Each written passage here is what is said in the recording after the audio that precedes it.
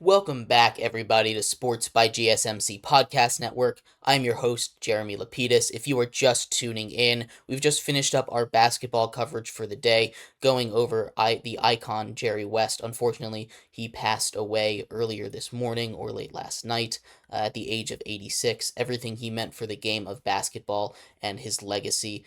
We also talked about Kristaps Porzingis and the potential for him to miss Game 3 and what that might mean for the Celtics and the future of this series moving forward.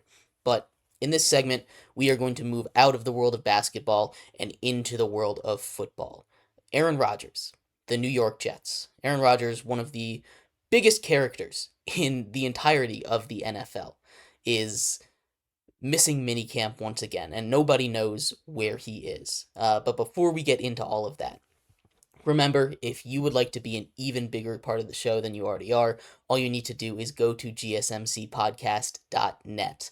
Leave a tip or donation with a message in it. That message should pop up on the bottom of the screen for you, me, and everybody else around the world to see. If you do have a burning question about sports, anything at all you would like to ask, go ahead and throw that in the comments in the chat. I will get to it as soon as I possibly can. Appreciate all of you guys for sticking around, talking some sports with me here on a beautiful Wednesday afternoon. Once again, that link is gsmcpodcast.net. But like I was saying, we are going to get into a little bit of the NFL today. Aaron Rodgers. You say that name, you have some opinions, right? Whether good or bad, either way, it's a very controversial figure in the NFL. He is the starting quarterback for the New York Jets, coming off of an Achilles injury just 3 snaps into the game, into week 1 of the season, after finally leaving the Packers. A whole drawn out saga, high hopes for the Jets, and now he's finally supposed to be healthy. He is missing mandatory minicamp, and on a team that, you haven't really played with. It's a little bit different than missing mandatory minicamp if he was still on the Packers.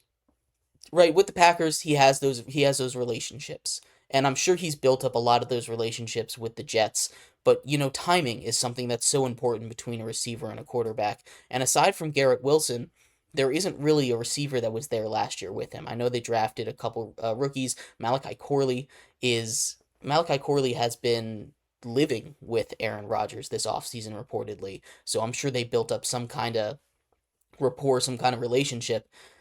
But when minicamp is, more or less. And I'm not gonna say I'm not gonna say it's wrong for him to miss minicamp, right?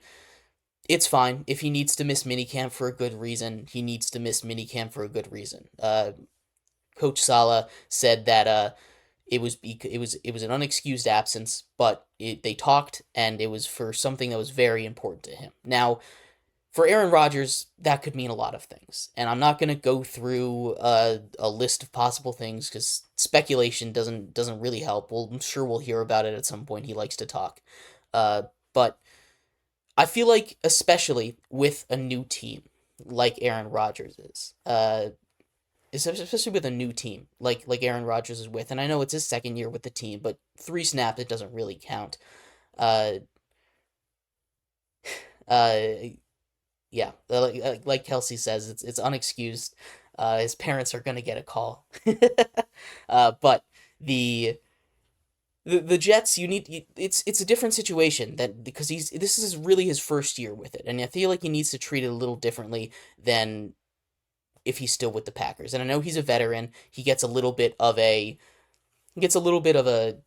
I guess, leeway there because he's been through this. He knows what he's getting.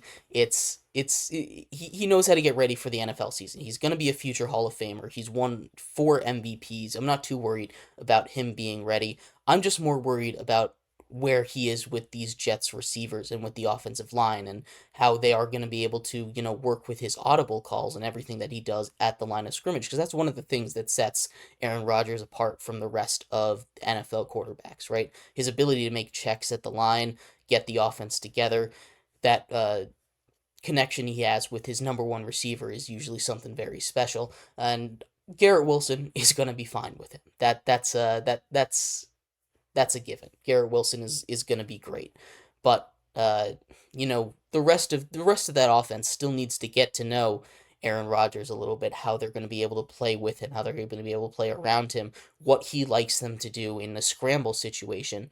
That comes from being at minicamp, and there's a million places he could be, and I'll give him the benefit of the doubt. I'm sure it's a good reason, but there is for now we have no idea where he is. He's just missing minicamp, and for a team like the Jets, they're in a competitive division, a division that with the Bills losing all their receivers and their cornerbacks and really getting a lot worse this offseason. It's a very interesting situation, right? Because the Dolphins, they have Tua, and they don't have quite a stranglehold on that division. Neither do the Bills. The Patriots are rebuilding. This is the division that the Jets can get, and I feel like having Aaron Rodgers there is something that, especially at camp, is something that could really make a difference for this team, right? This is a team that has that as we saw has one of the best defenses in the league last season, and their defense is going to continue to be great this season. It might not be the best defense in the league, but it is going to be one of the better defenses in the league. With the cornerback duo that they have there, their pass rushing, it's a stacked defense, and if Aaron Rodgers is playing, they have a chance to make a lot of noise in a very crowded AFC. But you have to be there to get to know these players, and unfortunately, with him, like I said, missing that mini camp, and I know it's only 2 days, and he'll have more practices and stuff, but installing that offense is very important. Kelsey asks, do the Chargers have a chance this year?